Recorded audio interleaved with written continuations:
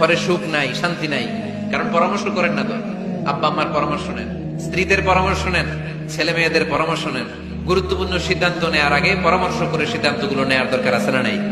পরামর্শ করে family meeting এ যদি আমরা সিদ্ধান্ত নেই, ওই সিদ্ধান্তে বরকত দিবে কে? একটা শোকেস বানাবেন, ওখানে ইসলামী বইগুলো রাখবেন, ইসলামী সাহিত্যগুলো রাখবেন, তাফসির গুলো রাখবেন, হাদিসের বইগুলো রাখবেন। একটা পারিবারিক পাঠাগারের দরকার আছে না নাই? কোরআনের প্রথম আয়াত হয়েছে পড়ো, বই কিনুন, বই পড়ুন, প্রিয়জনকে বই উপহার দিন। বই কিনে কেউ কোনোদিন দেউলিয়া হয় নাই। এই স্মার্টফোনের ভেতরে আল কোরআন নামে বাংলায় কোরআনের একটা অ্যাপস পাওয়া যায়। আজকে থেকে এই অ্যাপসটা ডাউনলোড করে প্রতিদিন 1 আয়াত 2 আয়াত 3 আয়াত করে পড়া শুরু করে দেন। বাঁচতে হলে পড়তে হবে, বাঁচতে হলে জানতে হবে।